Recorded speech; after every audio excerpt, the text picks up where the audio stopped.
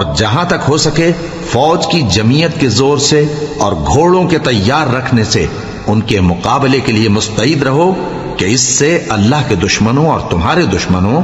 اور ان کے سوا اور لوگوں پر جن کو تم نہیں جانتے اور اللہ جانتا ہے ہیبت بیٹھی رہے گی، اور تم جو کچھ اللہ کی راہ میں خرچ کرو گے اس کا ثواب تم کو پورا پورا دیا جائے گا اور تمہارا ذرا نقصان نہ کیا جائے گا۔ اور اگر یہ لوگ صلح کی طرف مائل ہوں تو تم بھی اس کی طرف مائل ہو جاؤ،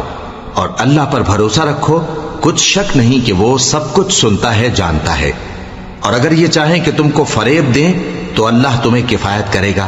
وہی تو ہے جس نے تم کو اپنی مدد سے اور مسلمانوں کی جمعیت سے تقویت بخشی اور ان کے دلوں میں الفت پیدا کر دی، اور اگر تم دنیا بھر کی دولت خرچ کرتے تب بھی ان کے دلوں میں الفت پیدا نہ کر سکتے، مگر اللہ ہی نے ان میں الفت ڈال دی، بے شک وہ زبردست ہے، حکمت والا ہے۔ اے نبی، اللہ تم کو اور مومنوں کو جو تمہارے پیرو ہیں کافی ہے۔ اے نبی، مسلمانوں کو جہاد کی ترغیب دو۔ اگر تم میں 20 آدمی ثابت قدم رہنے والے ہوں گے تو 200 کافروں پر غالب رہیں گے، اور اگر 100 ایسے ہوں گے تو 1000 پر غالب رہیں گے، اس لیے کہ کافر ایسے لوگ ہیں کہ کچھ بھی سمجھ نہیں رکھتے۔ اب اللہ نے تم پر سے بوجھ ہلکا کر دیا اور معلوم کر لیا کہ ابھی تم میں کسی قدر کمزوری ہے، پس اگر تم میں 100 ثابت قدم رہنے والے ہوں گے تو وہ 200 پر غالب رہیں گے، اور اگر 1000 ہوں گے تو اللہ کے حکم سے 2000 پر غالب رہیں گے،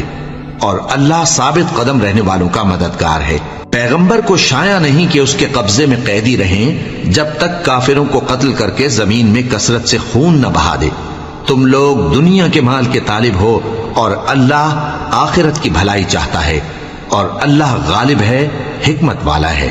اگر اللہ کا حکم پہلے نہ ہو چکا ہوتا تو جو فدیہ تم نے لیا ہے اس کے بدلے تم پر بڑا عذاب نازل ہوتا۔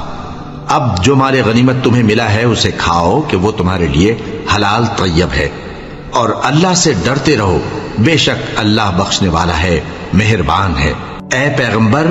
جو قیدی تمہارے قبضے میں یعنی گرفتار ہیں ان سے کہہ دو کہ اگر اللہ تمہارے دلوں میں نیکی معلوم کرے گا تو جو مال تم سے چھن گیا ہے اس سے بہتر تمہیں عنایت فرمائے گا